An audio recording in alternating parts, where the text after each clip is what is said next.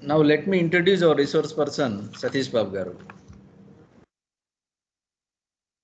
Dr. G. Satish Babu Garu obtained PhD from JNTU Kakinada, Andhra Pradesh, and master degree in engineering in mission design from Andhra University, and bachelor degree from JNTU Kakinada. He got Best Teacher award from JNTU in the years 2002, 3, 4. It was instituted by Indotronics Computers Limited. And his major achievement in his career, or he has established Center of Excellence in CAD-E in the Department of Mechanical Engineering, JNTU College of Engineering, Hyderabad, and developed robotics lab in JNTU Hyderabad, established vibration robotics labs at JNTU Kakinada.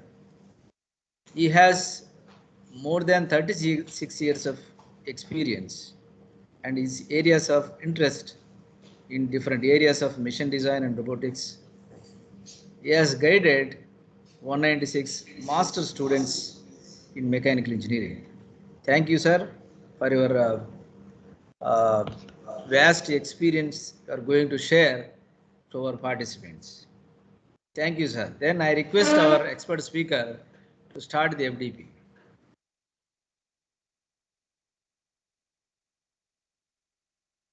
Satish, sir.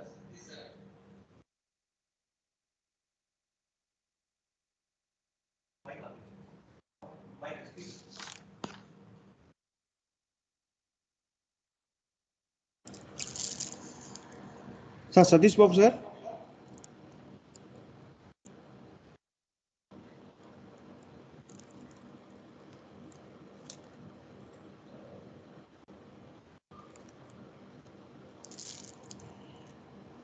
All the participants, I am requesting due to some technical issues. Again, now the work. Right.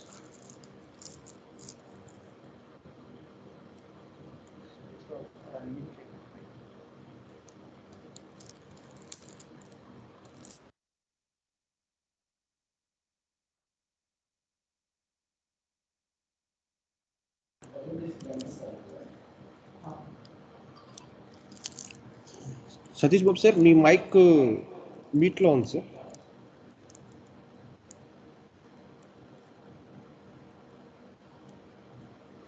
Mute ఇప్పుడు అయింది, unmute లోనే కదా ఉంది. Hello sir, now it is okay sir, please continue. ఇది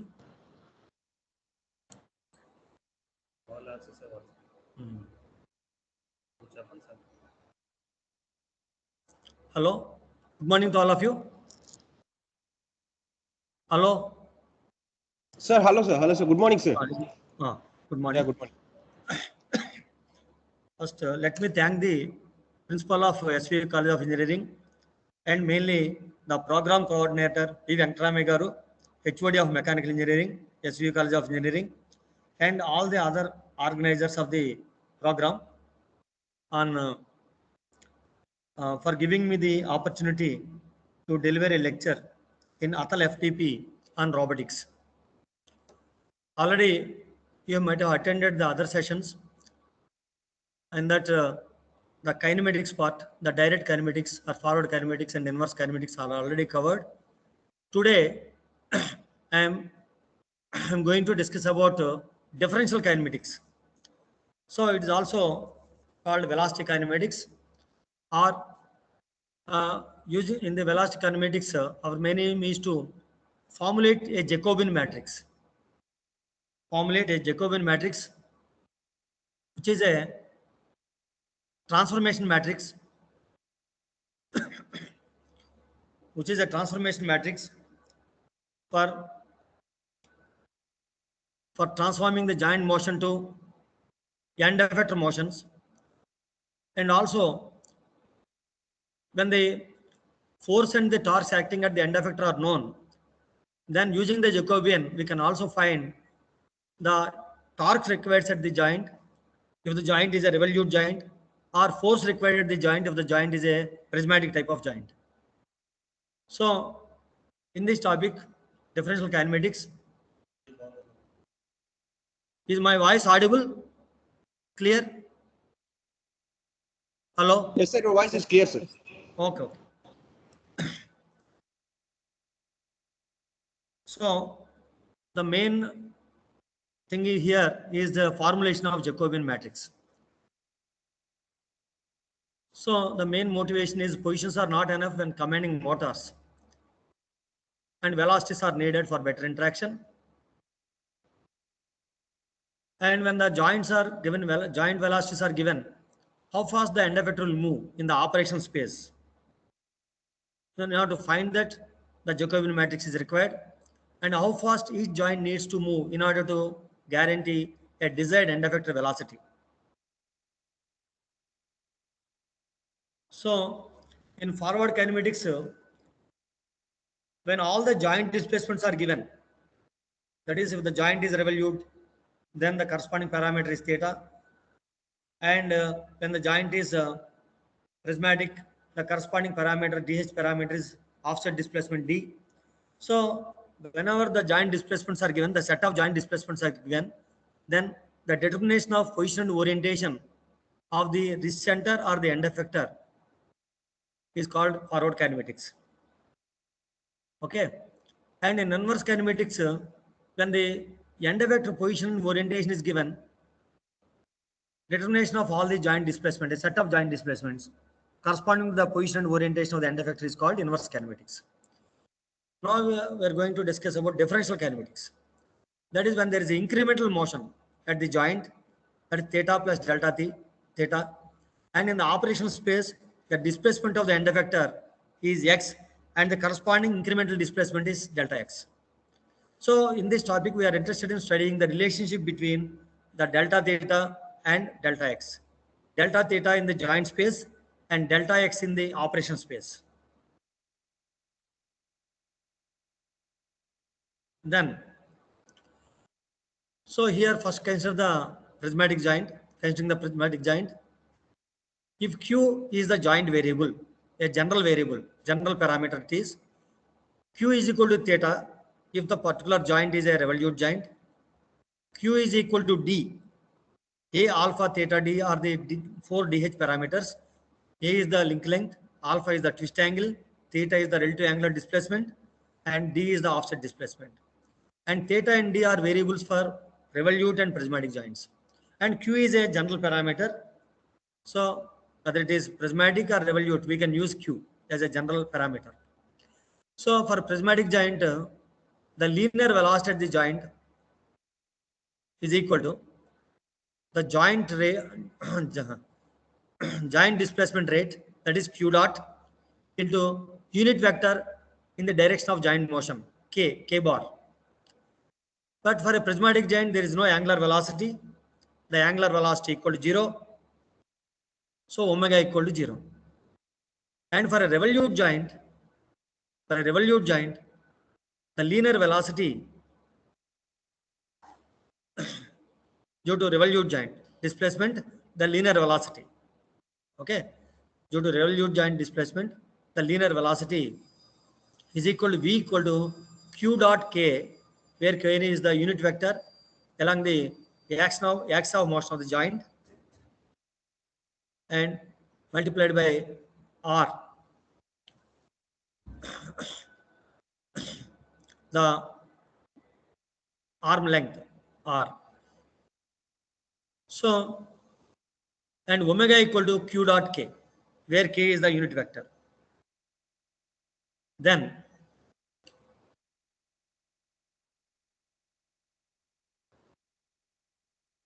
and when there are if single joint is considered, we can express in this way. So when there are more number of joints, then the function of the end effector velocities and angular velocity V and omega at the end effector is a function of, suppose considering the first two joints, a two jointed robot, Q1 dot is the first joint rate of displacement. If it is a revolute joint, q1 dot equal to theta 1 dot and q2 dot. Suppose, hello? If the second joint is a prismatic joint, then q2 dot equal to d2 dot, the corresponding variable. So the end effector velocities and angular velocities are functions of joint motion rates q1 dot, q2 dot and joint displacements. So for any number of joints, in the same way we can express V and omega, the matrix consisting of linear velocity at the end effector, angular velocity at the end effector, is a function of the joint motion rates q dot and the joint displacements. Then the Jacobian matrix is a mapping function or a transformation matrix which transforms the joint motion rates q1 dot, q2 dot in the joint space to the motion rates of the at the end effector V and omega.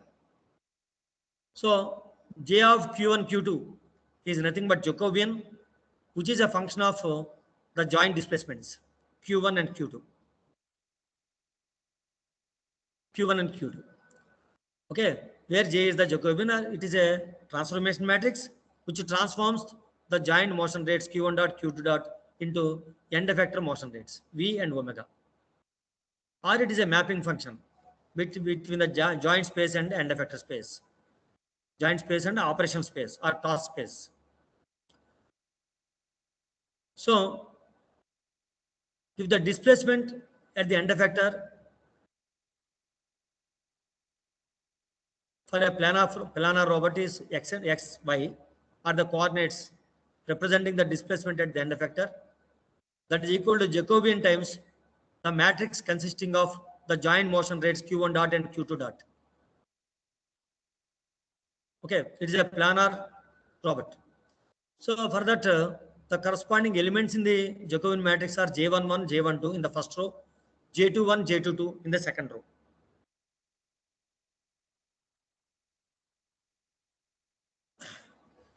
Because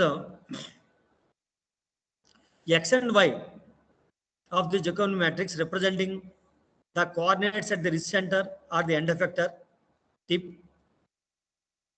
these are functions of the joint displacements q1 and q2. That's why we can differentiate in order to find the velocity at the end effector, which is time rate of change of displacement x dx by dt. We have to differentiate with respect to q1, and q1 is a function of time. So we can differentiate dq1 with respect to time, where dq1 by dt is nothing but either angular velocity at the first joint, if it is a revolute joint, or the linear velocity at the first joint, if it is a prismatic joint. In that way, you can express the velocity in the x direction, dx by dt, velocity in the y direction, dy by dt. So the correspondingly,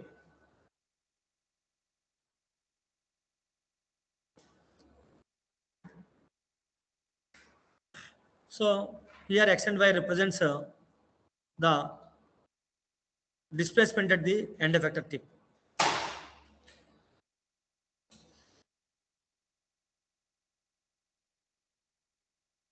And Jacobian matrix J is a function of q1, q2.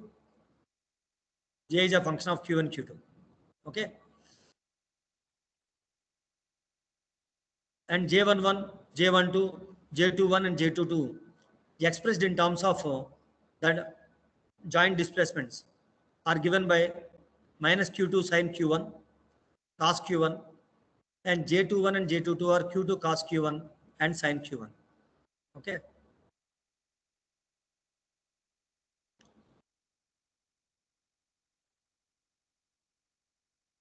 And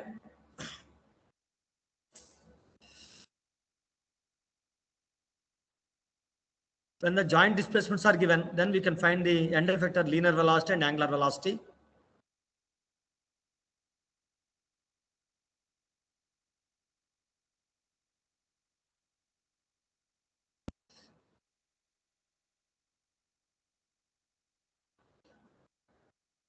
And then the singularities are nothing but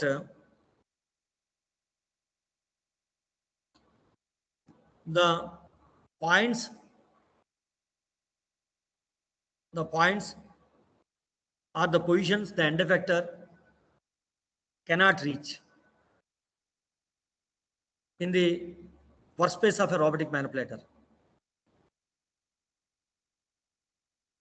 There may be boundary singularities or internal singularities also.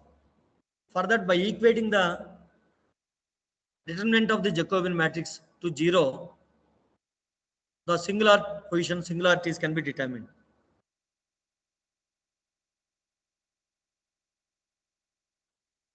So if the determinant of a square Jacobian is 0, the manipulator cannot be controlled.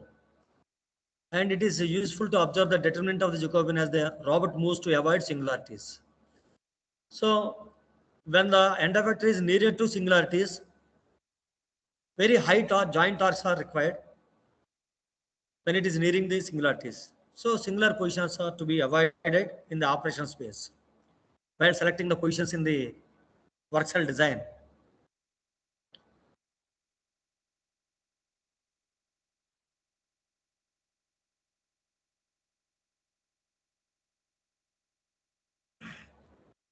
So for angular velocity, so for a prismatic joint, angular velocity is 0. Therefore, omega equal to q dot times k, where k is the unit vector. And the general Jacobian matrix for the angular velocity, j omega, is equal to rho 1 z naught, rho 2 z1, etc. rho n zn minus 1.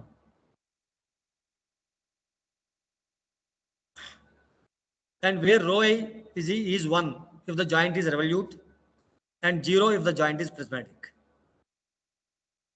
And zi is the direction of the z-axis of the ith coordinate frame with respect to the base coordinate frame. And zi represents the first 3 by 3 elements of the DH transformation matrix A. The DH 4 by 4 transformation matrix consisting of 16 elements. In that, the first row, first 3 elements, second row and third row, 3 elements if you consider, the corresponding 9 elements are the elements of the rotational matrix. The last column elements, 3 elements are represents the position matrix, the translation elements, and the last in the last row, first 3 elements are representing the elements of the null matrix. Finally, 1 represents the scaling matrix, scaling element. So, for formulating the Jacobian matrix, first consider a simple planar robot consisting of revolute joints. Planar RR robot. Planar RR robot. So, for the planar robots, the Jacobian can be formulated by using the geometry. So, the corresponding Jacobian is called geometrical Jacobian. So, here in the all of you refer to the figure. In the figure, the x coordinate of the end effector xe is represented in the projection, and y coordinate is represented in the projection ye.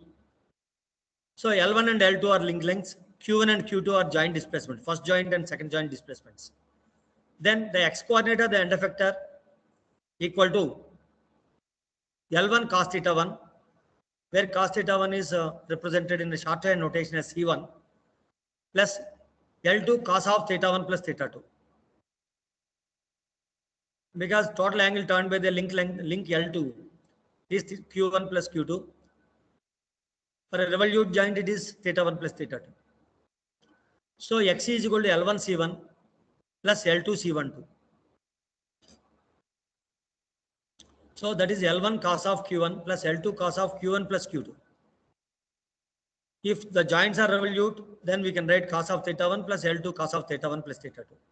Similarly, the y coordinate of the end effector is equal to L1 sin theta 1 or sin Q1 plus L2 sin Q1 plus Q2 or sin theta 1 plus theta 2 for a revolute joint. Then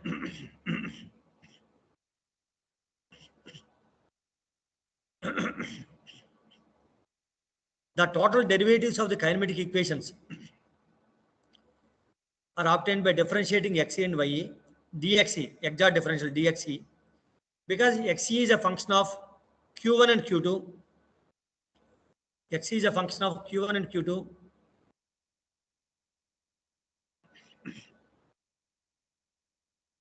X can be partially differentiated with respect to q1 and with respect to q2.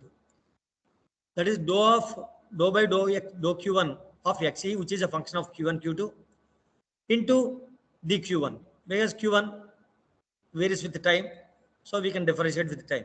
So exact differential is dq1.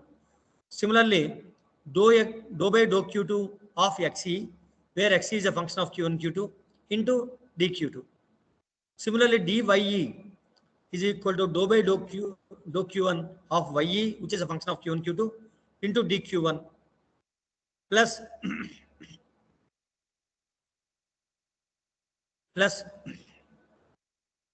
dou by dou q2 of ye, which is a function of q1 q2 into dq2.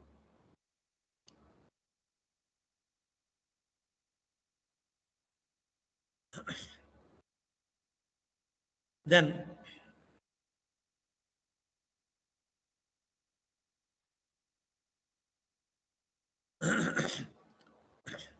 expressing the Jacobian elements, finally expressing the Jacobian,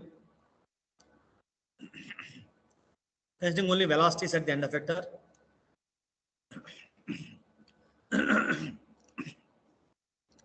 J11 is nothing but dou by dou q1 of xe, which is a function of q1 q2.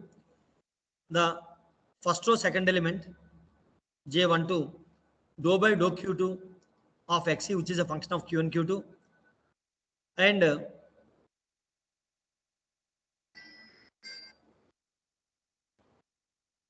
the second row elements are dou by dou q1 of ye, which is a function of q1 q2, and the second row second element is dou by dou q2 of ye, which is a function of q1 q2. Okay. So then correspondingly, the corresponding elements, if we enter,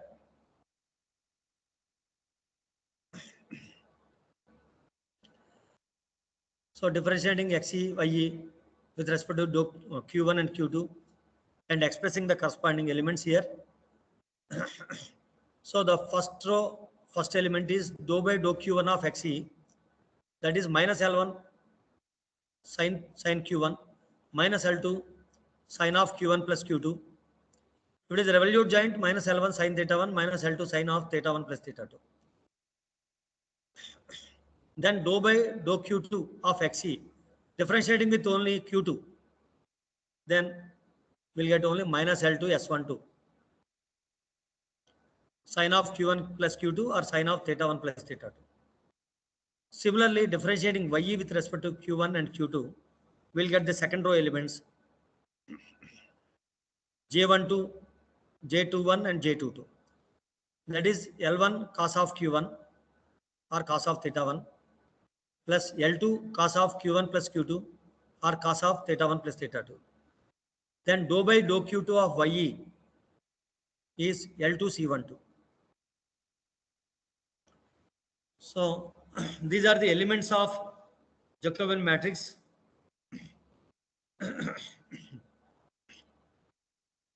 And using these elements of the Jacobian matrix, we can find the linear velocity at the end effector. By multiplying these elements, this matrix, with the joint motion rates q dot, that is q1 dot and q2 dot, we'll get the linear velocity at the end effector in x direction and y direction.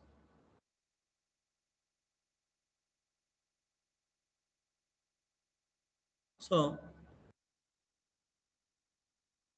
here the same matrix is written, and JV is a function of J1 and J2.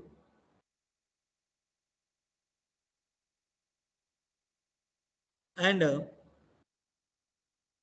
multiplying this JV matrix with respect to the joint rate matrix Q1 dot and Q2 dot, we'll get the linear velocity at the end effector. Okay, J1 means minus L1S1 minus L2S2 in the first row, and second row element of J1 is my L1C1 plus L2C12. So you have to multiply with Q1 dot. It's not Q1, Q1 dot. Similarly, we have to multiply J2 elements means minus L2S12 in the first row, and in the second row L2C12. That we have to multiply with Q2 dot. Then we'll get the linear velocity at the end effector. These are the J1 and J2 elements. Minus L1S1 minus L2S12, L1C1 plus L2C12. J2 is minus L2S12, L2C12.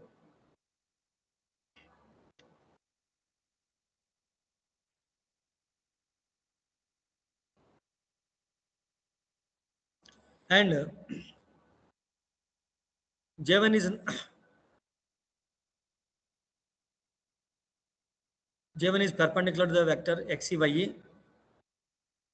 J1 represents the end effector velocity caused by the first joint motion rate when the joint 2 is not rotating. In other words, link 1 and 2 are rigidly connected, becoming a single rigid body of length XEYE, and J1 is the tip velocity of this body.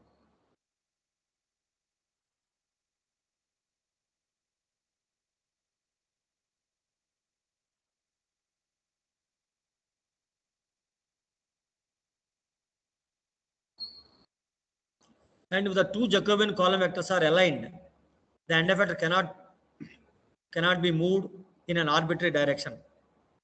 So here J1 and J2 directions are represented. So J1 is perpendicular to the line joining the first joint axis and the end effector tip or the wrist center, and J2 is perpendicular to the second link, the second joint and the end effector tip. So if these two Jacobian column vectors are aligned, the end effector cannot be moved in an arbitrary direction.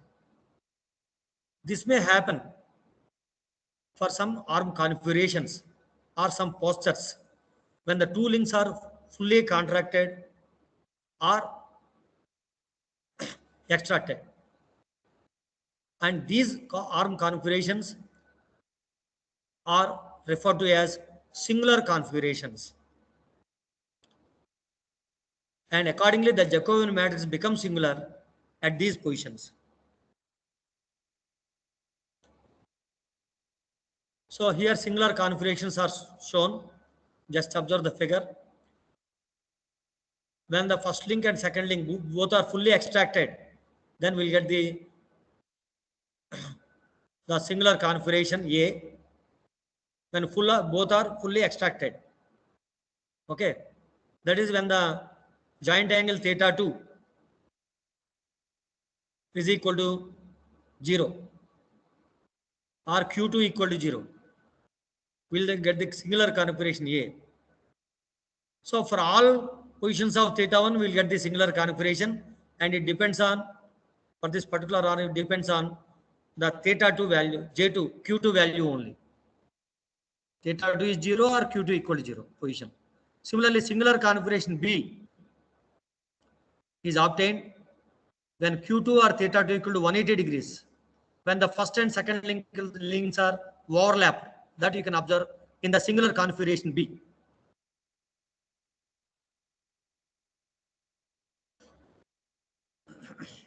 Excuse me, sir. Hello, tell me. Sir, Q1 is the angle between the X and L1, right? Okay. And Q2 is between L2 and First link and second link. First link and first link second and link. second. Okay. Okay. And if the singular configuration A is there, then we can say that Q1 is equal to Q2, right? No. Q1 can take any value. Q1 may be 0, 10 degrees, 20. For all Q1s, we'll get the singular configurations.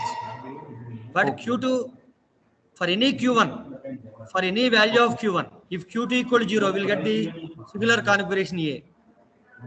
Okay. For any value of Q1, when Q2 equal to 0, we'll get the singular configuration A.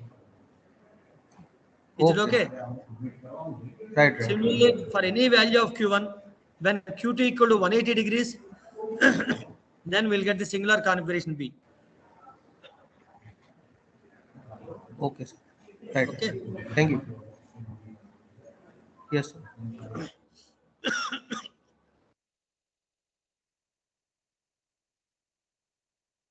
So all singular configuration. For that, in order to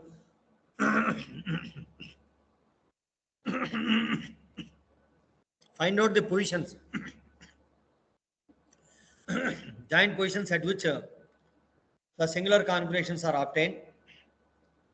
Directly from the figure we can find out, but by equating the determinant of JB matrix to 0, we'll get these values. Theta 2 equal to 0 or 180 degrees. Theta 2 equal to 0 or 180 degrees. Okay.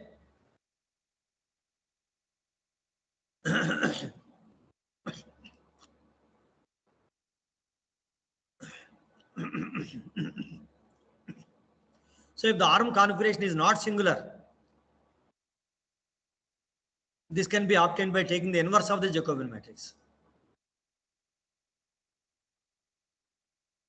V is equal to J Q dot, or Q dot equal to J inverse VE.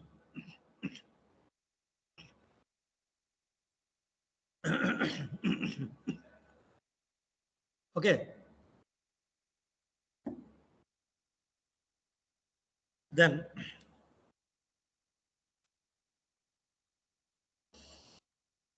so you can observe singular configurations here also. When L1 L2 both are equal, when L1 L2 are both are equal, for that the singular configurations are shown here in the figure, right side figure. When the two links are fully extended, then external boundary singularity you can find out. All the points on that circular arc represent singular configurations. Okay.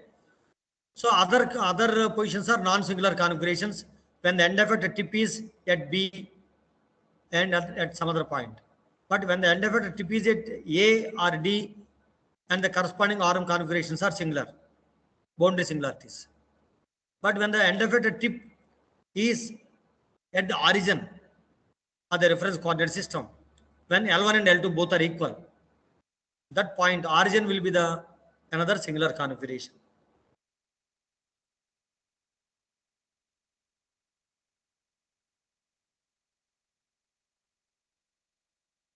Again, the same values are written here or in the example. Then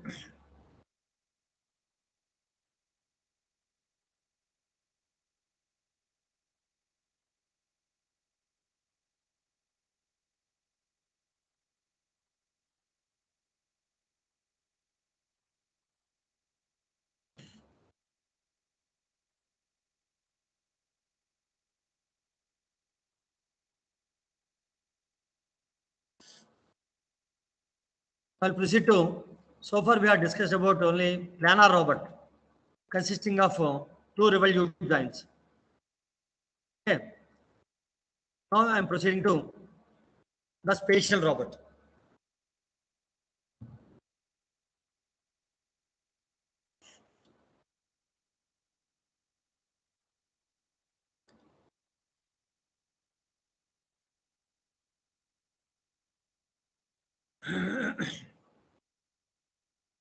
So for the spatial robot, spatial robot, we have to make use of Denavert and Hartenberg 4x4 transformation matrix, A matrices, which consists of the rotational matrix elements, the first 3x3, the first 3 rows and first 3 columns consisting of the rotation matrix elements, and entire matrix is A matrix or DH matrix.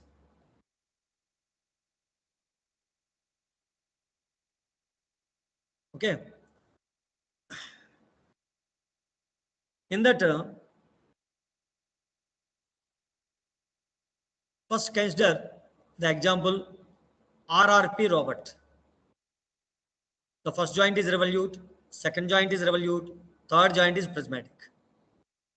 This is nothing but a spherical robot structure. Revolute, revolute, prismatic. Spherical robot structure.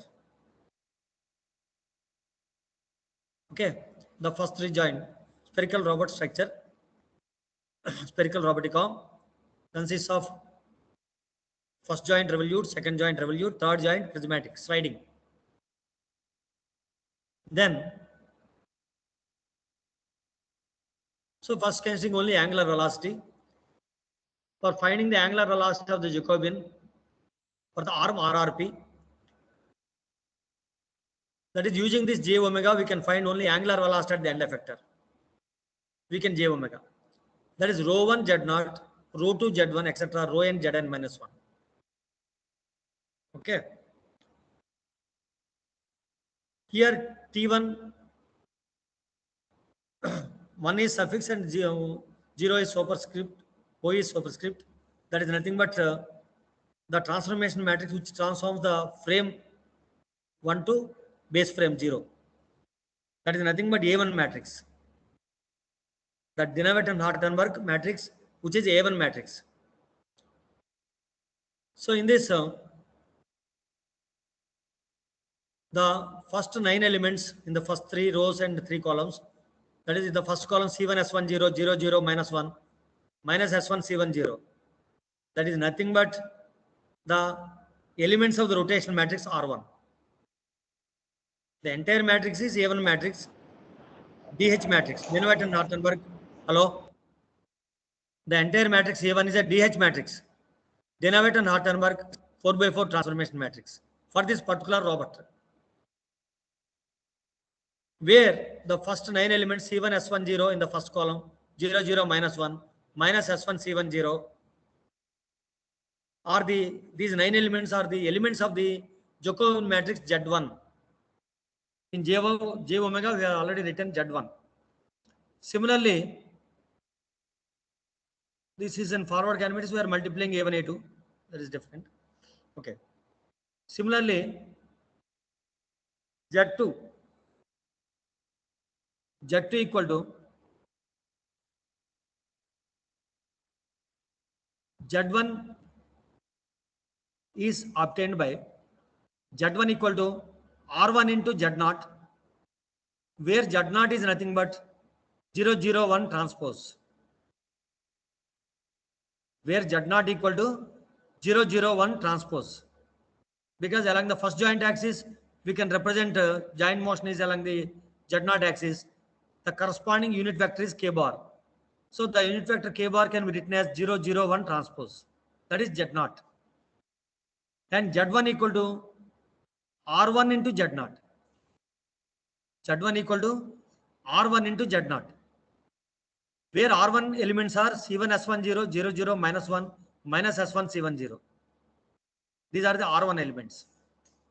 So by substituting I is equal to 1 in the DH matrix AI to I minus 1, that is generalized GH matrix, AI matrix. If you substitute I is equal to 1, we will get these elements.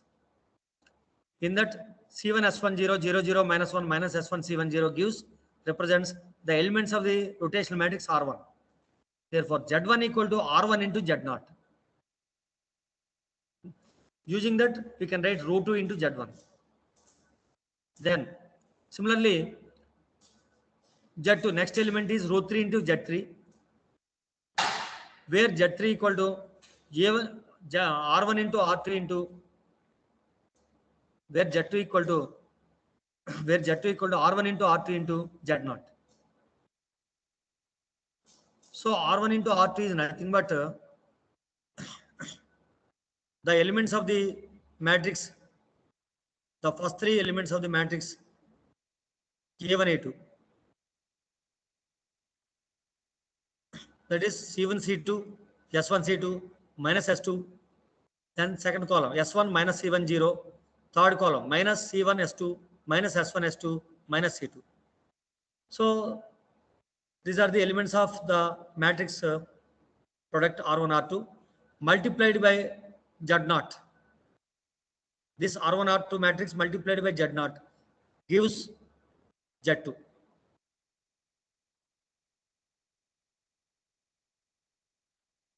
So rho 1 equal to 1, rho 2 equal to 1 because the two joints are revolute joints, but rho 3 equal to 0. Rho 3 equal to 0. So for a prismatic joint,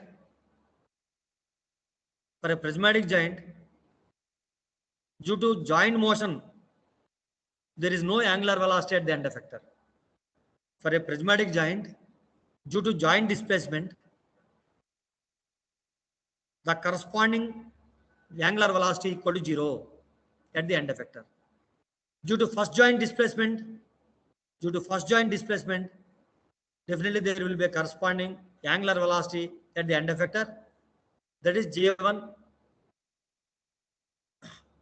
Okay, in the J omega matrix, rho 1 Z0. Because second joint is also revolute joint. Therefore, due to second joint displacement also, the corresponding part of the angular velocity at the end effector is obtained by multiplying J2 into Q dot, where J2 equal to rho 2 into Z1. But in this particular case, the third joint is prismatic joint.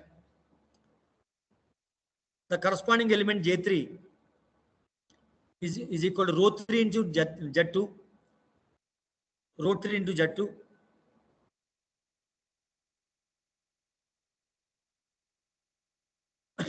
Where rho 3 equal to 0. Okay. Therefore, the angular velocity at the end effector due to third joint displacement, which is prismatic, is 0. We have to add all these angular velocities. The resultant angular velocity finally we will get at the end effector due to all the joint displacements. Okay.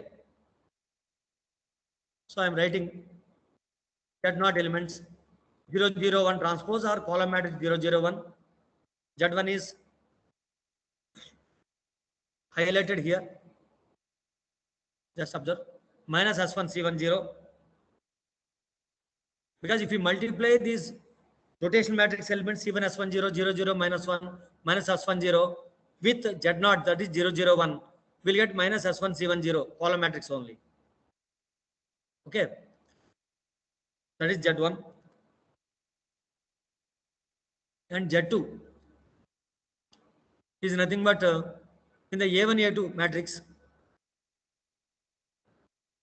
product A1, A2 matrix, we are getting the product of R1, R2 in the first 3 rows and 3 columns.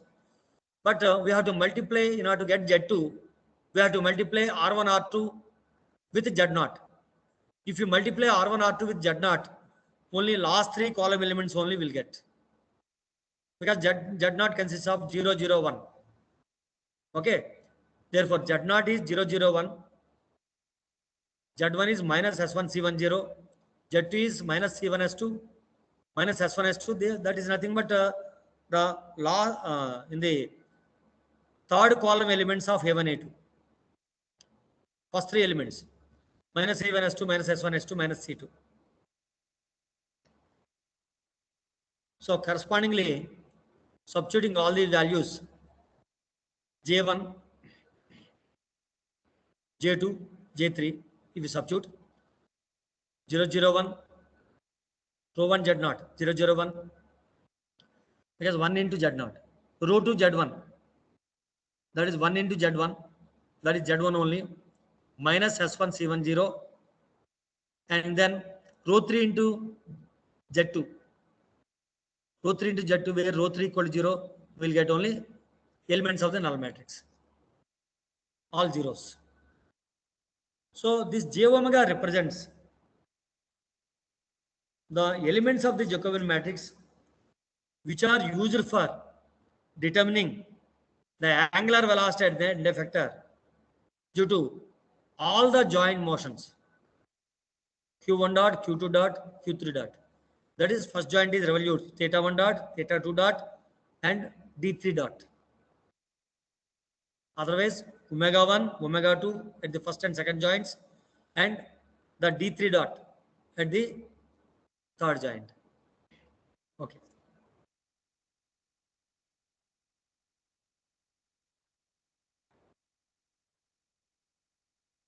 So here, suppose the angular velocities are given. Joint 1 is rotating at 2 radians per second. That is q1 dot equal to theta 1 dot equal to omega 1 equal to 2 radians per second. General variable is written as q1 dot at the first joint, the joint motion rate, and that is nothing but theta 1 dot and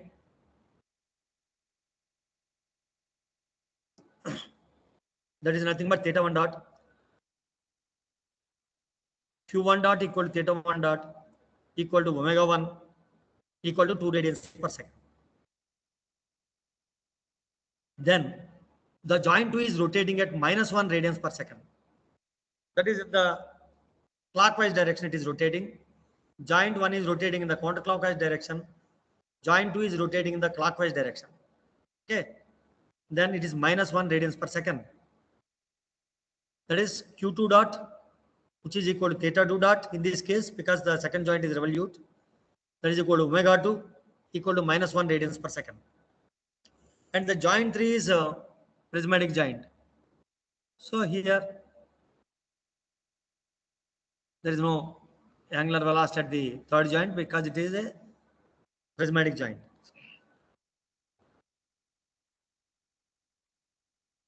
So substituting the corresponding values, we'll get j omega elements are 0, 0, 1, 0, 1, 0, 0, 0, 0.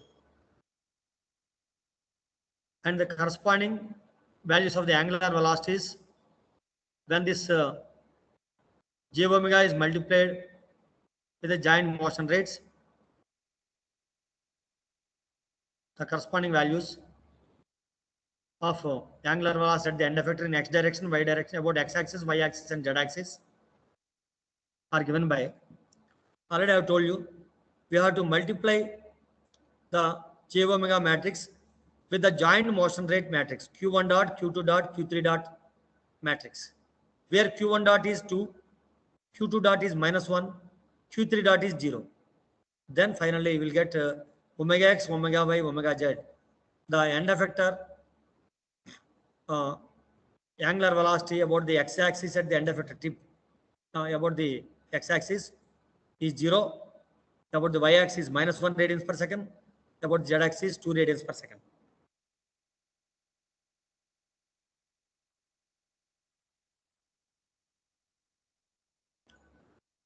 So that is about RRP robot. Okay. Hello. Sir, Yes, hello, sir. Yes, yes, your voice is clear, sir. Okay. Yeah. So by multiplying the elements of the j omega matrix, we'll get the angular velocity at the end effector. Okay. Then I'm proceeding to RRR robot. All the 3 joints are revolute. That is the first 3 joints of any articulated robot, revolute jointed robot. Okay. So RRR, all the 3 joints are revolute. First joint variable is theta 1, second joint variable is theta 2, third joint variable is theta 3. And the link lengths are given as 2 meters each. So here, in order to find the velocity of the end effector in the configuration shown, with first joint rotating at 2 radians per second, that is q1 dot equal to theta 1 dot equal to 2 radians per second, q2 dot equal to theta 2 dot equal to minus 1 radian per second, and q3 dot equal to theta 3 dot equal to omega 3 equal to 2 radians per second. Suppose.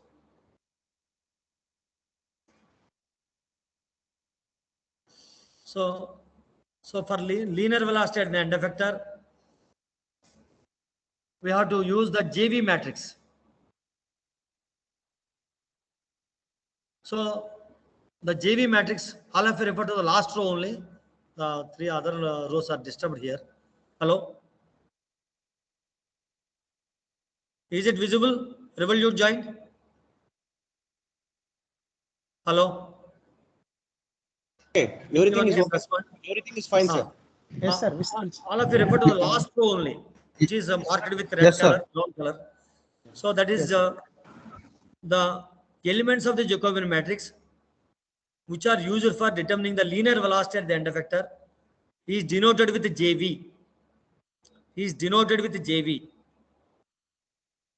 And considering the first ith element of the JV matrix only, ith row, it is given by Zi minus 1 cross On minus Oi minus 1. Zi minus 1 cross On minus Oi minus 1. So in this already Z matrix already I have explained.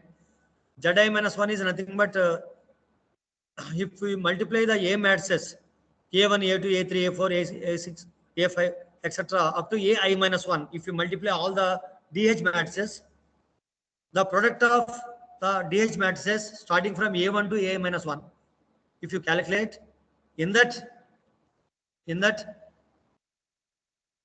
product, the I minus 1 column elements if you multiply finally in the 4x4 matrix obtained from by multiplying A1, A2, etc. up to A minus 1, we're having four columns and 4 rows. In that, the third column, 3 elements gives Zi minus 1. The 3 elements of the third column gives Zi minus 1. Cross On minus Oi minus 1. On minus Oi minus 1, in this Oi minus 1 elements are obtained by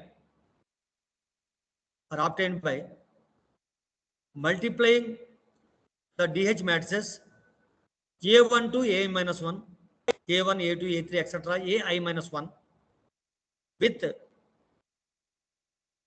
multiplying all the matrices with the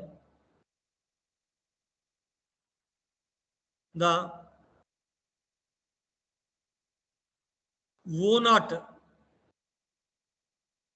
in the I minus 1. If you substitute I is equal to 1, we'll get O naught. And O naught is a null matrix only. But in order to multiply with 4x4 matrix, a vector is a column matrix only consisting of 3 elements only. It is a 3x1 matrix. But DH matrix is a 4x4 matrix. In order to multiply this O matrix with the DH matrix, we have to express the O matrix in the homogeneous coordinates. That is, if you represent the 3x1 matrix and if you transform it into a 4x1 matrix by using homogeneous coordinates, that is by inserting in the last row the scaling element, scaling factor, generally 1 we are using. The null matrix of the O naught matrix 0, 0, 1, 0, 0, 0 becomes 0, 0, 0, 1 transpose. And that is denoted as O naught wave or O naught hat. Okay, O naught hat or O naught wave. But here it is not represented. But in that O naught wave, we are having 0, 0, 0, 1 transpose. Multiplying A1 to AI minus 1 matrices and finally obtaining the final matrix A1 to AI minus 1 product. If you multiply that with the 0, 0, 0, 1 transpose, that is O naught wave, we'll get OI minus 1 matrix. Similarly, ON is nothing but multiplying all the A matrices from A1 to AN. Suppose if it is a 3-jointed manipulator, so A1 to A3 only, A1, A2, A3. You have to multiply with the O naught wave or O naught hat 0, 0, 0, 1 transpose. We'll get the elements of ON matrix. Then this is the vector cross product of Zi minus 1 cross On minus Oi minus 1. Okay. So from that, this is the DH matrix. Here I have written, I will go through this here. Z naught equal to 0, 0, 1 transpose. O naught wave equal to 0, 0, 1, 0, 1 transpose. Whenever there is a wave or hat, we are introducing the element scaling factor 1. If you remove that hat, then we have to remove that scaling factor also. Only 3 zeros will have. So multiplication of this matrix with the DH matrix, which is a 4 by 4 matrix, is not possible. Okay, that's why we're introducing the scaling element 1 to transform this O0 matrix into O0 wave matrix. That is the we are expressing the matrix O0 in homogeneous coordinates. Then it is written as O0 wave or O0 hat 0, 0, 0, 1 transpose. Then similar, already told you Zi minus 1 equal to R1, R2, R3 into R minus 1 into Z0. In that way, you can write, or in A1 into AI minus 1 matrix product, last but one column elements. We have to select. Both are okay. We will get the same value. So OI minus 1 hat equal to A1 to AI minus 1 into O0 hat. If you multiply that, OI minus 1 hat will get, in that there are 4 elements. That is 4 by 1. It becomes a 4 by 1 column matrix. Then we can multiply this OI minus 1 hat or wave, which is a 4 by 1 column matrix, with A1 to A minus 1. So A1 to A minus 1 matrix product multiplied by, post multiplied by OI minus 1 hat. It is also a 4 by 1 matrix. So 4 by 4 multiplied by 4 by 1. That is possible. We'll get finally a column matrix of 4 by 1. That is OI minus 1 column matrix finally. Okay. Then similarly, ON wave is equal to A1 to AN, O0 wave. So we are expressing that hat to represent O0 and OI minus 1 in homogeneous coordinates. That is expressing a 3 by 1 matrix into 4 by 1 column matrix. Then only multiplication of this matrix with A matrices are possible. 4 by 4 matrices are possible. Okay. Then for prismatic giants, the elements are JPI, JOI for ith through ith column elements. If you write the J matrix as JP1, JO1, JP2, JO2, like that, if you write, okay, then if you multiply JP1 and JO1 with Q1 dot, we'll get the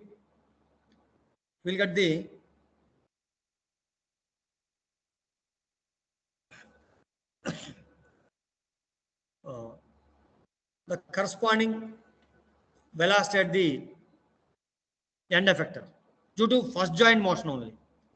Similarly, GP2 JO2 into Q dot gives the velocity at the end effector due to second joint motion rate only. In that way. So ith row elements of J matrix JPI JY are written as Zi minus 1 consisting of 3 elements and 0 null matrix elements. They are also 3.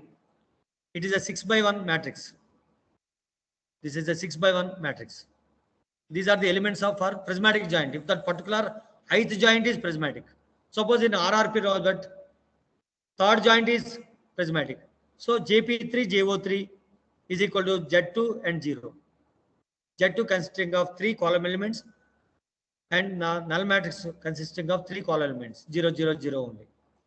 And the corresponding elements, ith column elements for a revolute joint. Suppose in the case of RRP robot, first joint is revolute, second joint is revolute. Then JPI, JOI are nothing but JP1 and JO1 for the first joint, which is equal to Z0 into O3 minus O0. O3 minus O0. Similarly, Z0.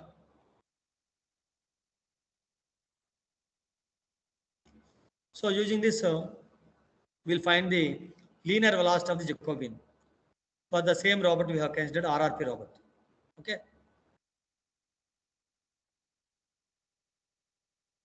So T10 is nothing but only A1 matrix only. T2 matrix is nothing but transforming the second frame, that is x2, y2, z2, to the base frame x0, y0, z0. That involves the multiplication or product of the two matrices A1 and A2, which gives the elements C1, C2, S1, C2, minus S2, 0, first call elements, S1 minus C1, 0, 0, second call elements, minus C1, S2, minus S1, S2, minus C2, 0, third call elements, and the last call elements are nothing but uh, the end effector,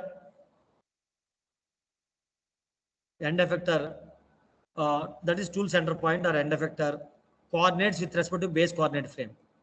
Because it is, you can observe x3, y3, z3, the tool, it is oriented in xy plane, x0, y0 plane, and only it is displaced along z0 axis by 3 meters. That's why the last call elements are x0, x coordinate of, that is x3 coordinate, x coordinate of the tool center point or end effector center 0, y coordinate is 0, z coordinate is 3. Similarly, multiplying A1, A2, A3 matrices of the DS transformation matrix will get the T3 matrix, that is obtained by transforming the frame 3 x3, y3, z3 to the base frame x0, y0, z0. So each successive transformation gives the corresponding A matrices. Transforming the third frame x3, y3, z3 to the second frame x2, y2, z2 will get A3 matrix. Transforming the second frame to the first frame x2, y2, z2 to x1, z1, y1, z1 will get the matrix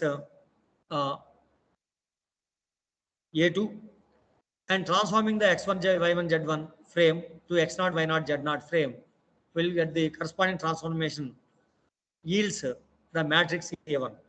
Okay. So finally, transformation of the third frame to the base frame involves successive transformation of third frame to second, second frame to first, first frame to base frame, which is obtained by multiplying A1, A2, A3. That is given by T3 matrix. The corresponding elements are C1, C2, first column elements, and second column elements are S1, C2. First column elements are C1, C2, S1, C2 minus S2, 0. Second column elements are S1 minus C1, 0, 0. And third column elements are minus C1, S2, minus S1, S2, minus C2, and 0. And the last column elements are L3. That is, L3 is nothing but displacement of the prismatic joint.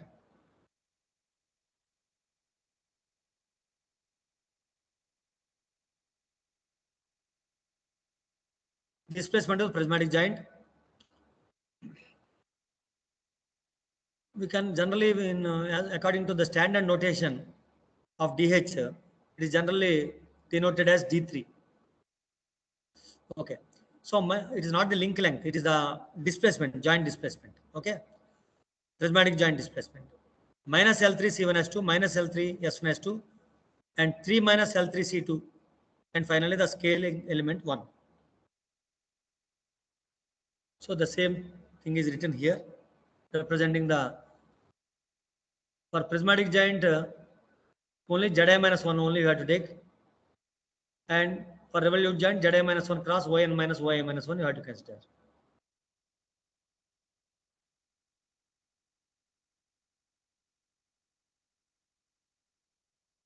So JV1 is obtained by substituting I is equal to 1 in the relation JV I equal to Zi minus 1 cross Yn minus Y minus 1. That is Z0 cross O3 minus O0. Z0 cross O3 minus O0. Okay. Already I told you how to find out O0 and O3. O0 wave is equal to 0, 0, 0, 1 transpose. Similarly, O1, O2, O3 are told how to find out that. Okay, using the DH matrices. Similarly, Z0 is 0, 0, 1. So correspondingly, JV1 equal to Z0 means 0, 0, 1 cross, that is vector cross product of the O3 minus O0. Substituting the O3 elements, O0 elements, and finding O3 minus O0, we'll get minus L3 C1S2 minus 0, minus L3 S1S2 minus 0, because O0 elements are nothing but 0, 0, 0, 1 transpose only. All the, after removing that hat, okay, after multiplication, you can remove the hat and you can represent only O3, O0 in the equation. Okay. And that hat is used only to multiply during multiplication with DH matrix only. Otherwise, multiplication is not possible. Then you can remove the hat and correspondingly you can remove the scaling element 1 also in the last row, and then only you have to substitute here. So all the elements of O0 matrix are zeros only. It is a null matrix, 0, 0, 0. So correspondingly it is written, subtracted, and finally JV1 elements are L3 S1 S2 minus L3 C1 C2 0.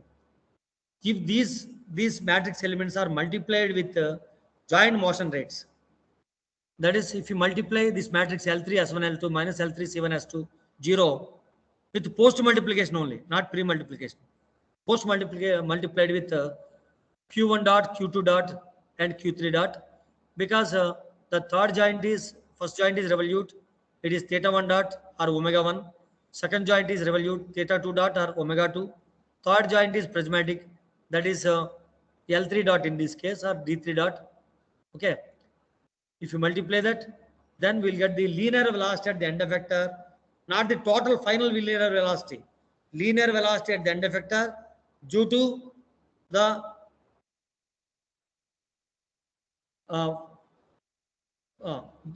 the first column elements only of the Jacobian matrix only will get. Okay.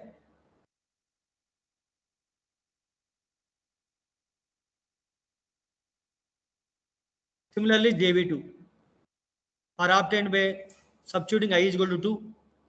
That is Z2, I is equal to 2. If substitute I is equal to 2 minus 1, Zi minus 1 means Z1 will get in vector cross product of O3 minus O1. So JV2, then we can find in the Jacobian matrix. So where Z1 is nothing but already we have determined that Z1. If you multiply A1 matrix with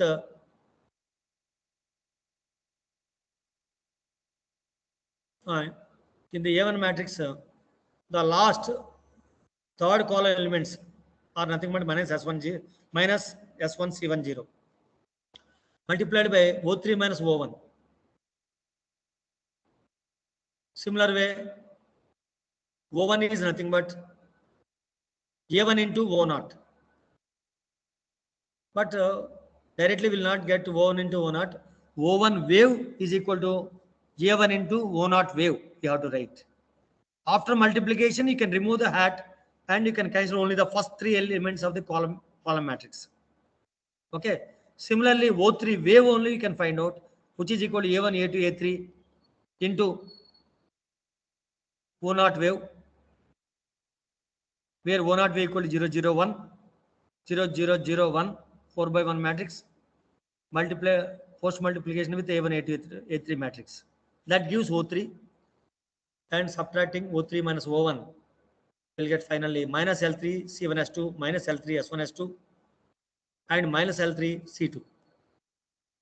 So finally, it reduces to minus L3 C1 C2 because S1 square plus C1 square is equal to 1. We can substitute that value and it becomes minus L3 C1 C2 minus L3 S1 C2 L3 S2. So these are the corresponding matrices T1, T2 and T3. Okay. So Z1 is nothing but already told you in T1 matrix, third column elements The first three elements of third column is Z1 minus S1, C1, 0.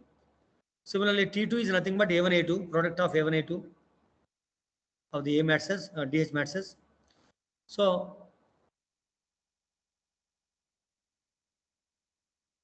similarly, that is Z2 minus C1, S2, minus S1, S2, minus C2. Okay.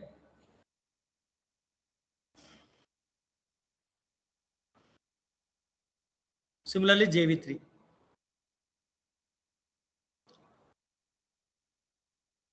Because the third joint is prismatic joint.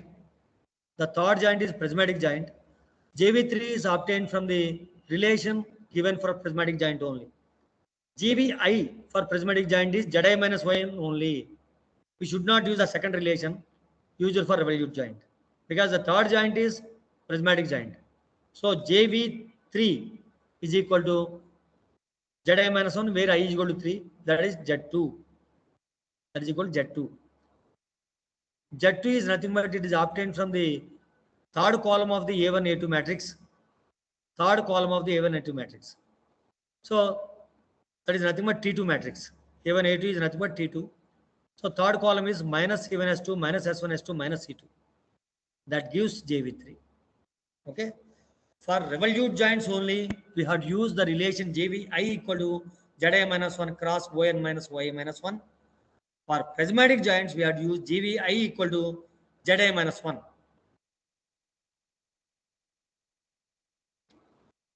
Correspondingly, expressing all the values JV1, JV2, JV3, the first three columns, the three columns of JV matrix. So this is the final matrix of JV. Used for determining the linear velocity at the end effector of the RRP robot. Okay, JV1 equal to L3S1S2 minus L3C1S2, 0. JV2 equal to minus L3C1C2 minus L3S1C2, L3S2. And JV3 equal to minus C1S2 minus S1S2 minus C2.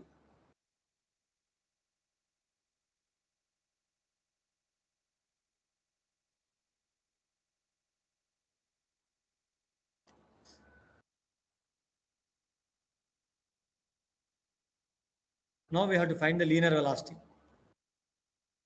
So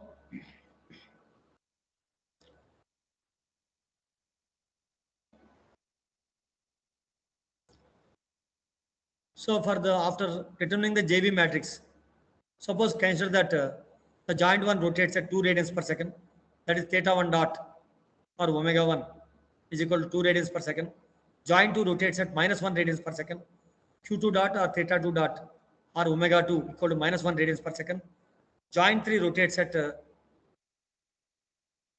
joint 3 is a prismatic joint, that is fixed. Okay, there is no rotation. Okay, and the position given is theta 1 equal to 0 degrees, theta 2 equal to minus 90 degrees, and L3 equal to 2. That is in the referring from the frames. Already frames are assigned here using the DH method of assignment of frames. Okay, and using the after assignment of frames, we can define the DH parameters. From that we will get the values. Theta 1 0 degrees, minus 90 degrees, and 2 meters. Okay. Then JV, substituting all the values, theta 1, theta 2, L3, etc. in the JV matrix, we'll get the JV matrix elements are 0, first column element 0, 2, 0, second column elements 0, 0, minus 2, and third column elements 1, 0, 0. Therefore, the linear velocity at the end effector is obtained by post multiplying the JV matrix with the joint motion rate matrix consisting of Q1 dot, Q2 dot, Q3 dot, where Q1 dot is nothing but theta 1 dot or omega 1, Q2 dot equal to theta 2 dot or omega 2, Q3 dot equal to 0 because the third joint is prismatic. There is no angular velocity at the third joint. So once the elements of the Jacobian matrix JV are determined, then post multiplying the Jacobian matrix with the joint motion rate matrix consisting of Q1 dot, Q2 dot, Q3 dot for a three jointed robot, spatial robot. Finally, we'll get the linear velocity at the end effector in the XYZ directions. That velocity at the end effector in the X direction is 0 meters per second. Velocity at the end effector in the Y direction is 4 meters per second. Velocity at the end effector in the Z direction is 2 meters per second.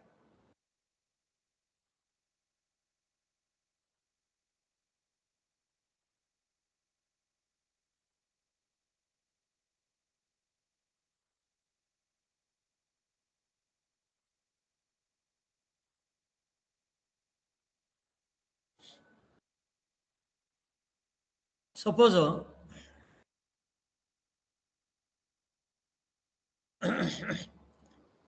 if the linear velocity required at the end effector are given, we may be asked to find the joint velocities in the given configuration. What is the joint velocity required to be applied to obtain the linear velocity at the end effector in the X direction 0 meters per second, in the Y direction 4 meters per second, in the Z direction 2 meters per second. Okay, here we are not finding the velocity at the end effector. Velocity required at the end effector, desired at the end effector, the linear velocities are given. Then what joint motion rates we have to give? That we are finding now. For that, for JV matrix, we have to find the JV inverse matrix. We have to write the inverse of the JV matrix. Once the inverse of the JV matrix are obtained, then actually JV into Q dot gives the linear velocity at the end effector. V is equal to JV into Q dot. VE. But multiplying with inverse matrix, JV inverse Q dot. We have to find the Q dot. Q dot equal to JV inverse multiplied by linear velocity at the end effector. Q dot equal to JV inverse matrix, and post multiplying that matrix with end effector motion rate matrix consisting of the three linear velocity at the end effector 0, 4 and 2 meters per second. Then here Q it is not Q, it is Q dot. J inverse elements are shown. Q dot equal to JV inverse elements 0, 0, 1, 0, 0.5, 0, 0, 0 minus 0.50, and post multiplying this with end effector motion rate matrix. That is velocity at the end effector in the X direction is 0, Y direction is 4 units, Z direction is 2 units. So multiplying this, we'll get the joint motion rates Q dot 2 minus 1, 0. So same values are obtained. Excuse Hello? me, sir. Ah, Sir, here inverse JV matrix is post multiplied or pre multiplied with this end effector velocity.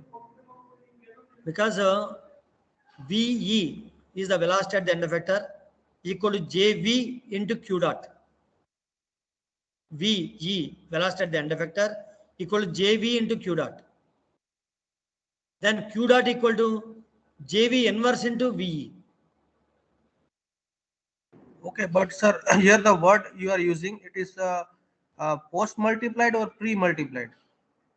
Finally, after calculating the JV inverse, okay, I am post multiplying JV inverse matrix with the end effector motion rate matrix. Just see, I have written Q dot equal to first JV inverse I have written. Next, post multiplication 0, 4, 2 I have written. Okay. Okay. VE is equal to JV into Q dot, but Q dot equal to JV inverse into VE. That I have written. Finally, it is 2 minus 1 0. Got it, sir. Hello? Okay.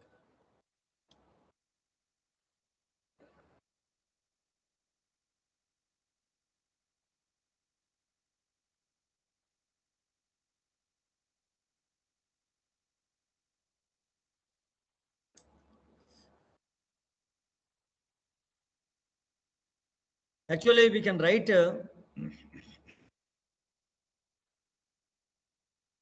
JV and J omega also in the same column matrix. If you multiply directly with Q dot, JV with Q dot, J omega with Q dot, the corresponding linear and angular velocities we can find. Okay, that completely we can show in one Jacobian matrix without separating JV and J omega. Now consider the RRR robot. RRR robot.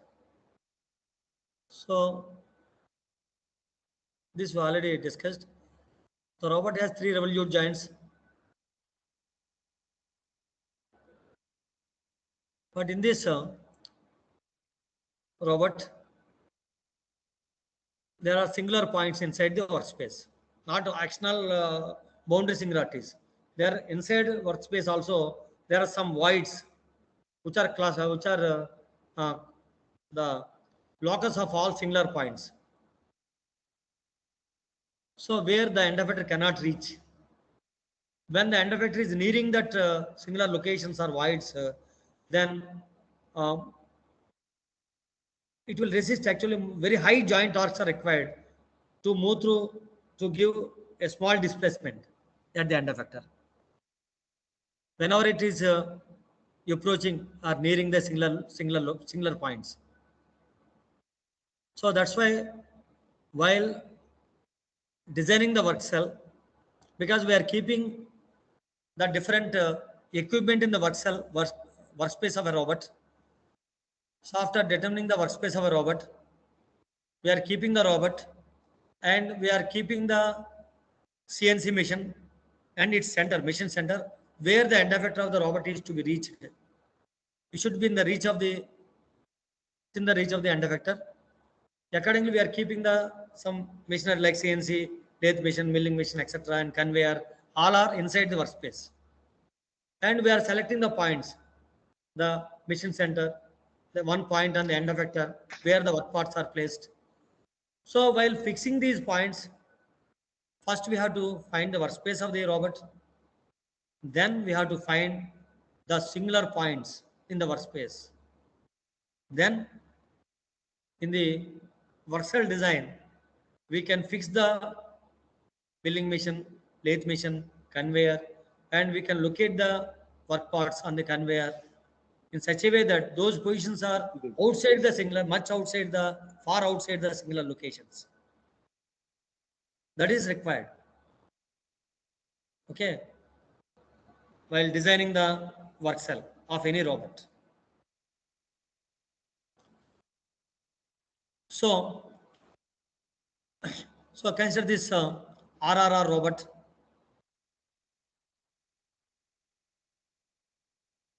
So for analyzing the singularities, first up is obtain each column vector of the Jacobian matrix by considering the endpoint velocity created by each of the joints, that is JV1.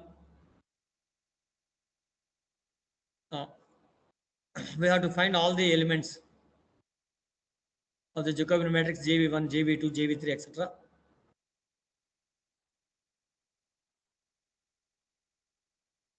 Due to all the joint motion rates Q1 dot, Q2 dot, Q3 dot.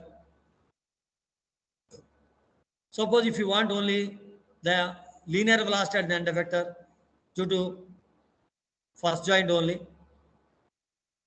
we can give motion to you can multiply JV with Q1 dot only. We'll get the corresponding velocity at the end effector due to first joint motion only. Okay. Next, step 2. Construct the Jacobian by concatenating the column vectors. All the column vectors we are entering and set the determinant of the Jacobian to 0 for singularity locations. So once the JV matrix elements are entered, JV1, JV2, JV3, etc., then we'll get JV matrix.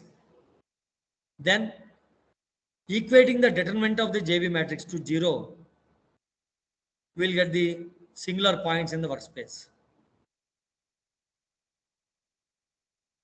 So find the joint angles, that is step 3, that make determinant J equal to determinant of the JV matrix only, not J omega. JV matrix equal to 0.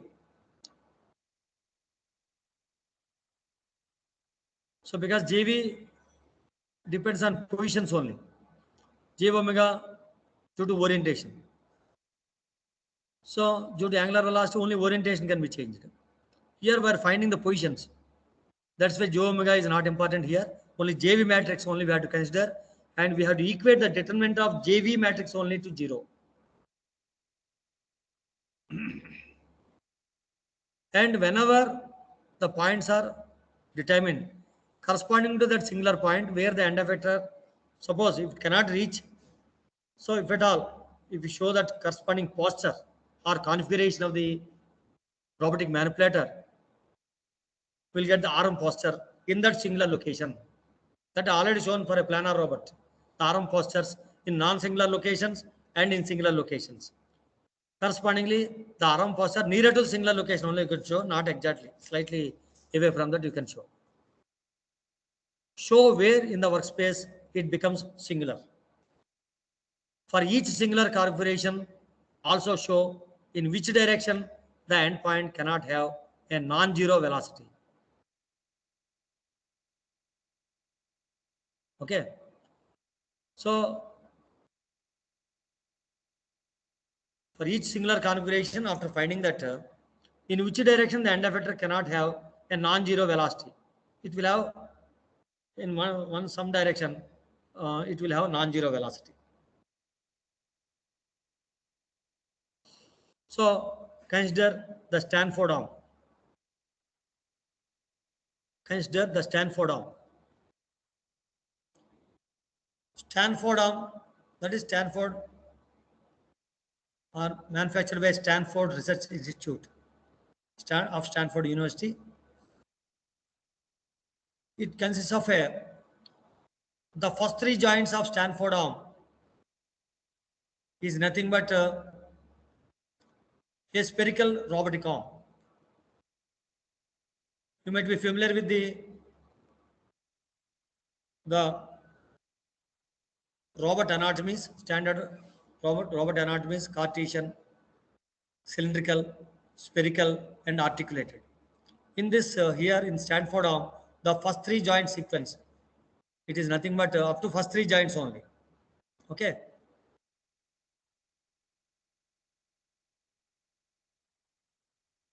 Actually, any robot may consist of either 5 joints or 6 joints. And the first 3 joints are used for positioning the object, and the last 2 joints or 3 joints are used for orienting the object. After reaching the position, we can change the orientation of it. That's why the first 3 joints are called regional structure, and the last 3 joints are called orientational structure of the robotic manipulator. The first 3 joints are called regional structure, and the last 3 joints are called orientational structure. Okay. Then, so for this Stanford arm, so one example of singularity is shown here for the Stanford arm. That is whenever theta phi equal to 0, the manipulator is in a singular configuration because the joint 4 and joint 6 line up. Just observe the prismatic joint 4 and prismatic joint 6 both are collinear, becomes collinear. The axes are collinear. and then theta 5 equal to 0, then the joint 4 and joint 6 are collinear. That gives one singular configuration of the robot arm, Stanford arm.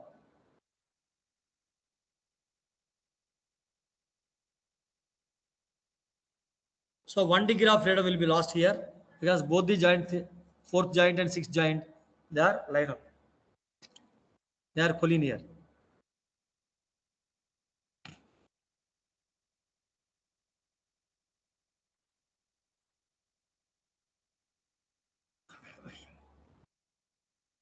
Now, Sir, hello. hello, sir. Ah, Can I ask a question? In the can previous ask. slide, Ah, in the previous slide, ah. here the joint 3 is prismatic, no, sir? Joint 3. Joint 3 is prismatic. Joint 3 is prismatic. And if the joint 4 and 6 is lined up, okay, Ah. then what will happen? Like this, because this is the joint 3 is prismatic. Joint 3 is prismatic, not joint 4. Okay. So here return is Ah. line joint 4 and 6 are At lined joint up. Then 3, just observe here, joint 3, the variable is D3. That is shown here in the figure. The joint 1 variable is theta 1, joint 2 variable is theta 2, okay. joint 3 variable is D3.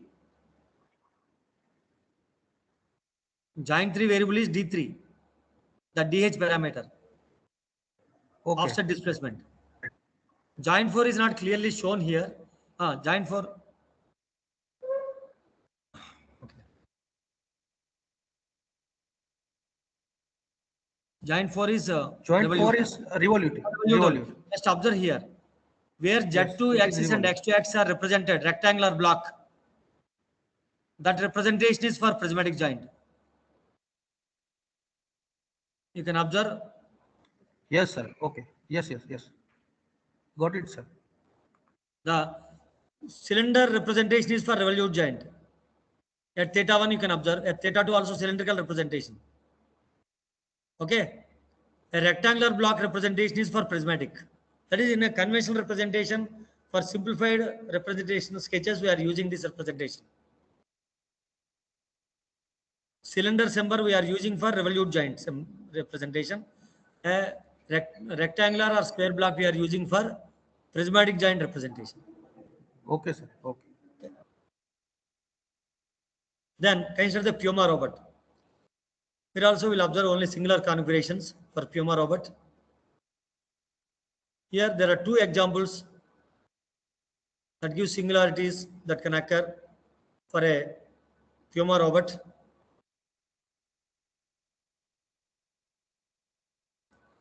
It is a developed by Unimation company, programmable Unimation machine for assembly applications and all for transfer assembly, all applications we can use Puma robots, programmable Unimation machine for assembly.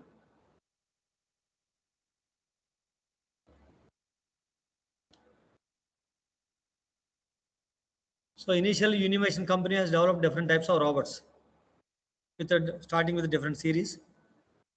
This is one of the series of robot, one of the model Puma 260.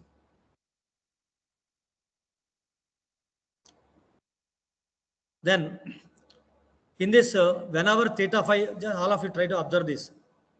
This is an articulated robot, Puma robot. It is a 6-jointed robot.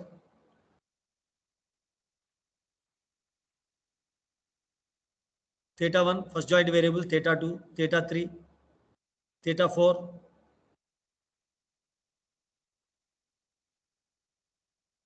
and theta 5, and theta 6, rolling motion. Theta 5 is the pitching motion at the wrist center. Theta 6, that is rolling motion. Okay. Then, whenever theta 5 equal to 0 degrees, The manipulator is in a singular configuration. Theta 5 equal to 0.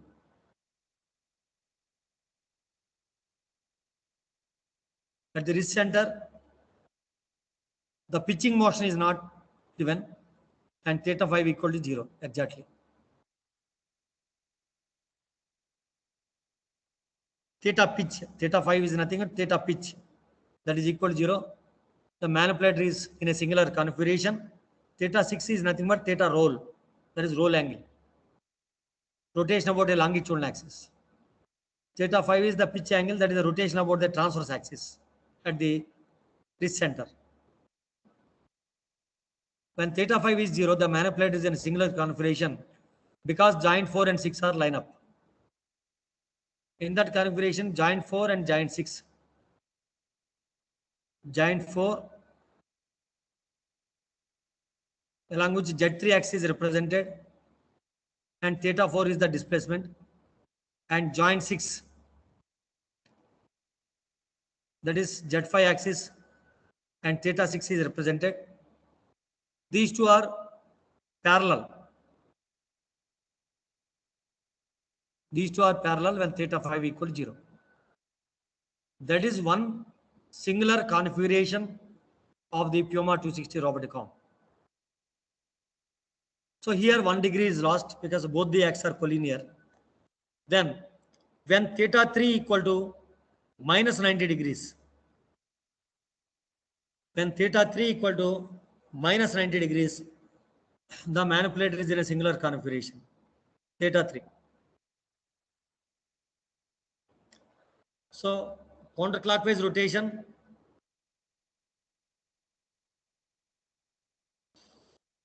is a positive rotation, clockwise rotation is a negative rotation. Okay, when you are observing from one side, okay, along the represented Z2 axis, represented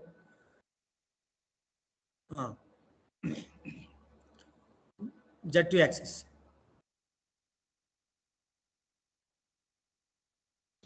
Sir, can I ask a question? Z2 axis is represented in one direction. Okay, arrow is shown. You can observe that with green arrow.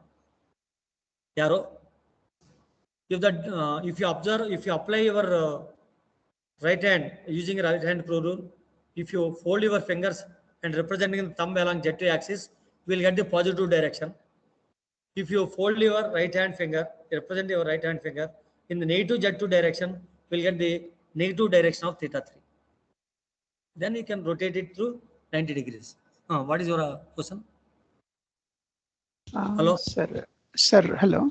Sir, this Hello. X6 we are showing in the downward direction. Can it be pointed in the upward direction also? Because in the DH method of assignment of frames, the Z I-axis is represented along the axis of motion, axis of rotation or axis of displacement like prismatic joint. And x-axis is represented It should be perpendicular in a to the direction perpendicular to Zi minus 1 and Zi.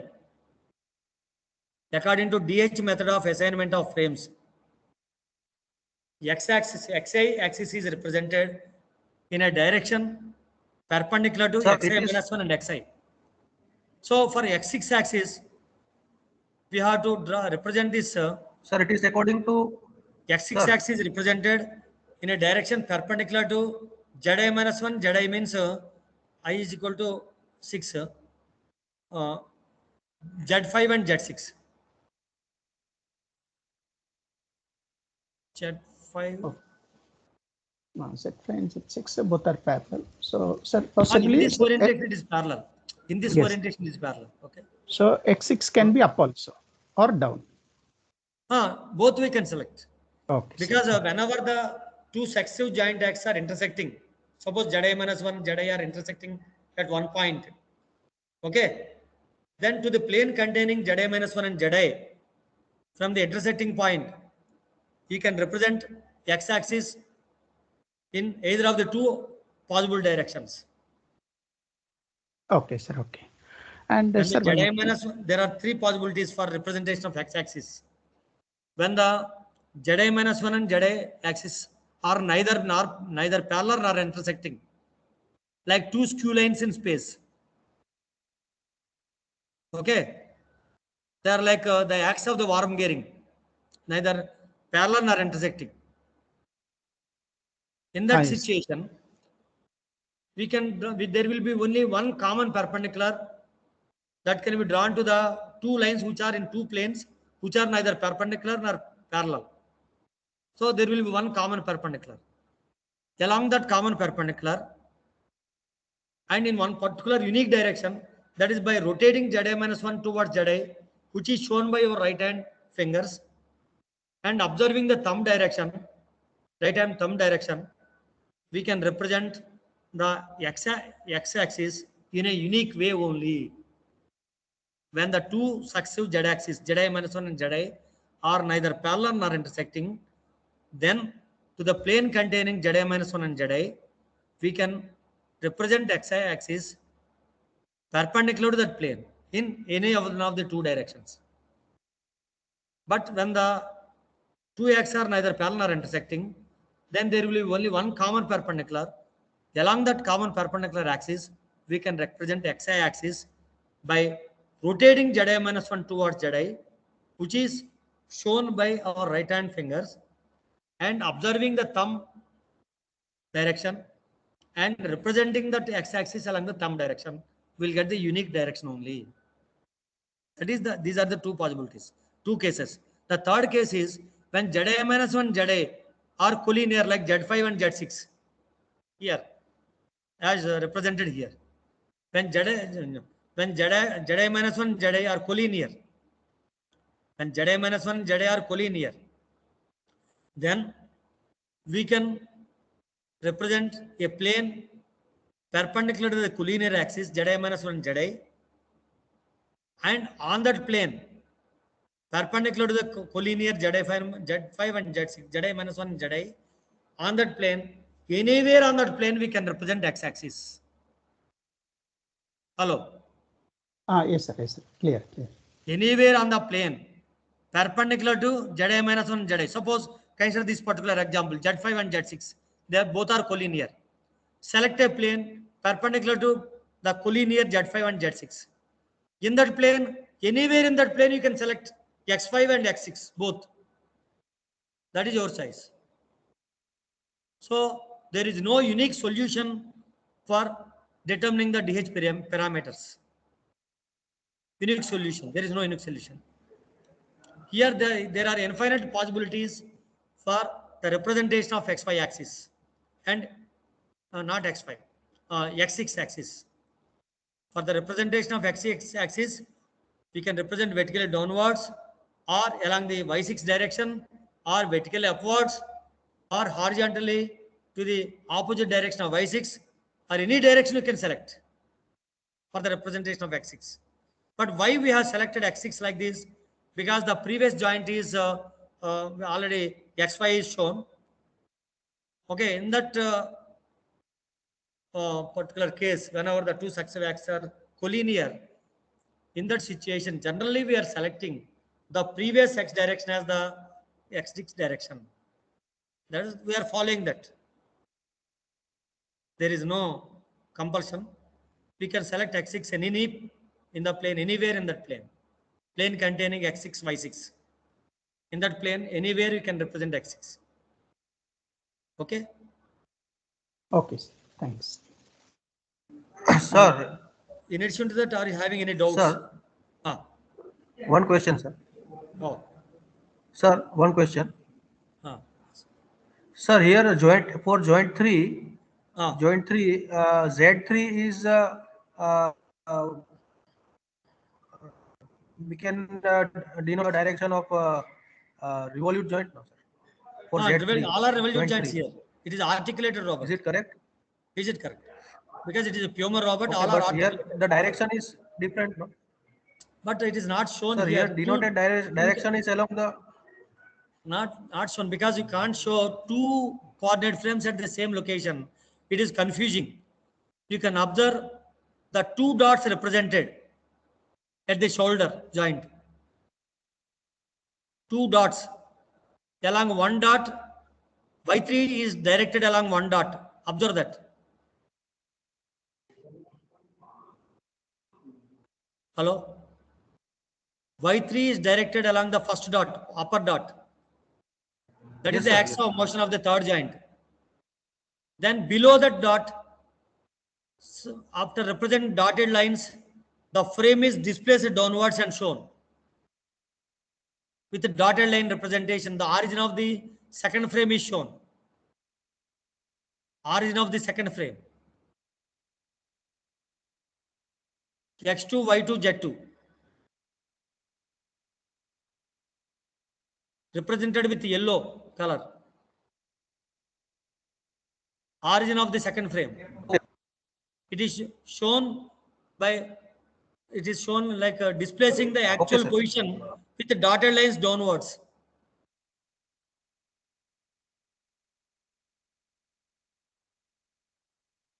If this frame is attached at the same location, both the frames are collinear. Becomes it is difficult to understand actually.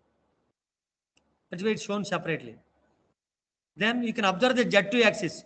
You can attach this entire frame. The origin you can attach at the dot, two dots. In the two dots below lower dot, you can attach the origin. Then you can observe the Z2 axis. Along the axis, theta 3 is shown.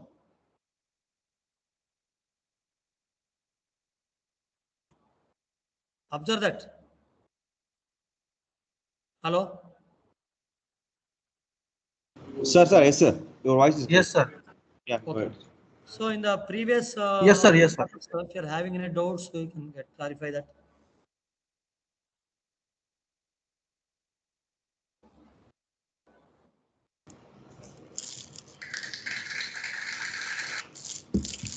I'm requesting any participant, if you have any questions, please kindly directly interact with the professor.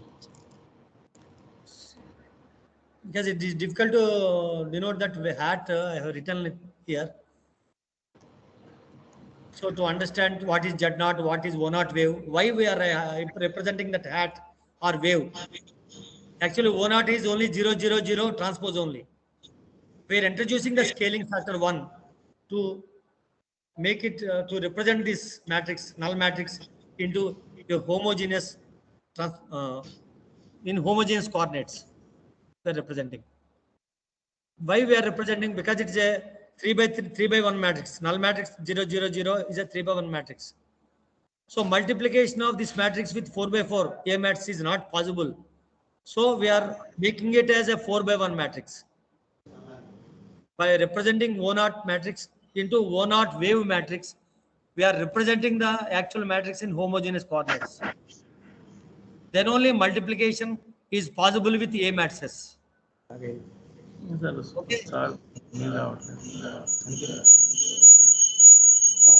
it okay? Hello? Yes, sir. It is very, very important in that directly in the next lines it is represented. So these equations are very, very important. You can find Zi minus 1 by separating that R1, R2, R3 from the A1, A2, A3 matrices. The 9 elements you can separate. Otherwise, directly after multiplying A1, A2, from the A1 matrix, the third column element directly you can select. From A1, A2 product, if you can directly select the third column elements, first 3 elements of the third column for determining Z2. In that way, you can proceed. That is also convenient because anyway we are finding. If you take the product, then it is okay. You need not separately write R1, R2, R3. That is not required. If you want to proceed from fundamentals, then you can use R1, R2, R3. Is it okay? Yes, sir.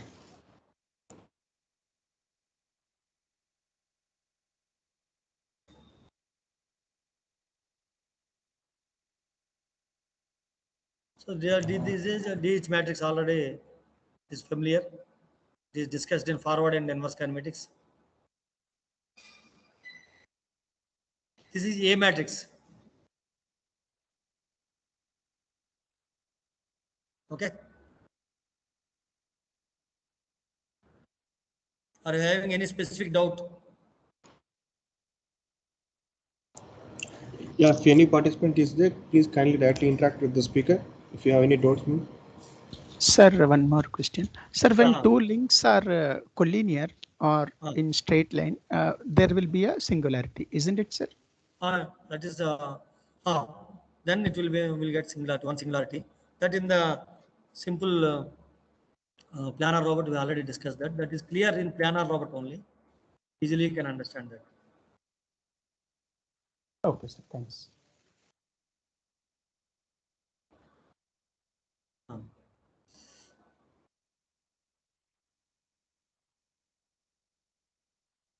And here, first link and second link both are collinear.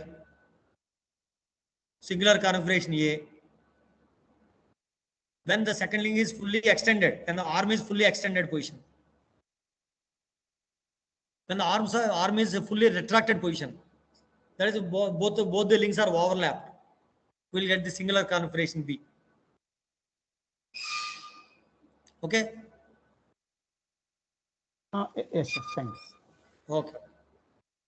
So thank you for your patient listening, and thank you, organizers. Sir. Hello. Hello. Hello.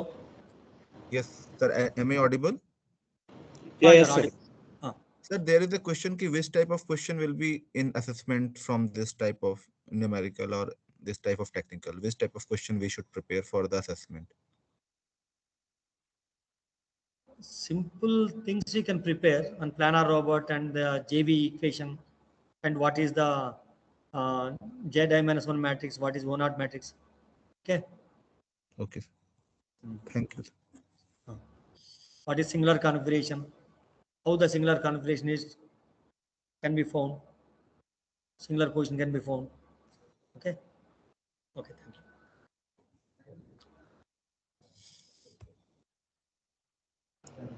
So thank you so much for your valuable session.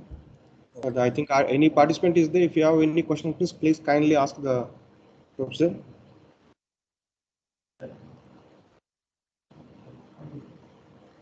Any participant?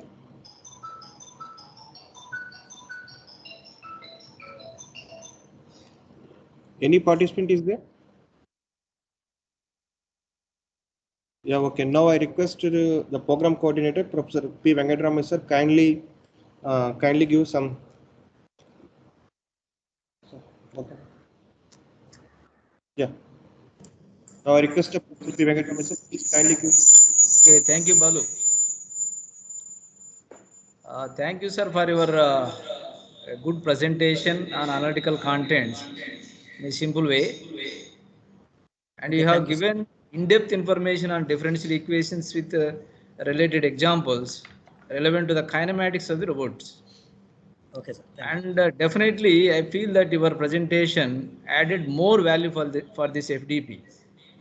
Participants really gained knowledge on mathematical contents of robotics. Sure, sir. Thank you very Yes, much. sir. Thank you, sir. Tomorrow we'll meet again in the next session, sir. Not Same tomorrow, way. sir. Day after tomorrow. Hello, Thank sir. you. Day after tomorrow. Day after tomorrow, it's the 24th, sir. Another session is there. 24. Okay, sir. 24th. Right. Thank you so much, sir. Thank you so much for your valuable time. Okay, the participants, I'm requesting to the 2:30 the session by 2:30. Mr. Ajay Godra, NITTR. Right, thank you. Okay, sir. Thank you, sir.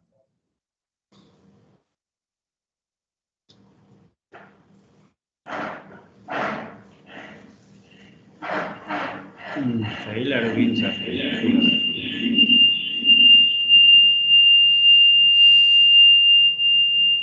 ఈయనది ఎప్పుడు రేపు ఎల్లుండే ఈరోజు కాదు